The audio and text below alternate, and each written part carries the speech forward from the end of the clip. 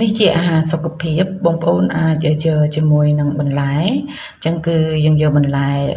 ផ្កាខាត់ណាមកយកមកយើងបកវាជាដុំតូចៗមកហើយបន្ទាប់មកទៀតគឺយើងចាក់ទឹកមកហើយយើងដាក់អំបិលបន្តិចយើងលាងវាឲ្យស្អាតមកនៅពេលដែលយើងលាងស្អាតហើយយើងទុកឲ្យវាស្រស់ទឹកបន្តិច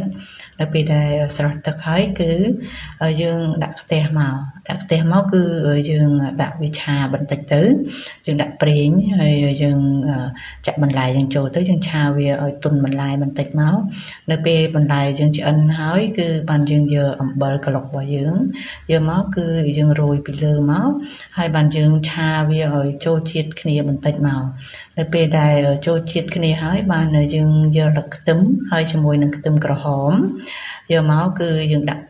ពីលើមកបានយើងឆាវាបន្ថែមបន្តិចមកហើយ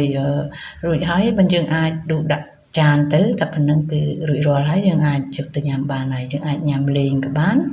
យកទៅញ៉ាំជាមួយបាយក៏បានដែររសជាតិឆ្ងាញ់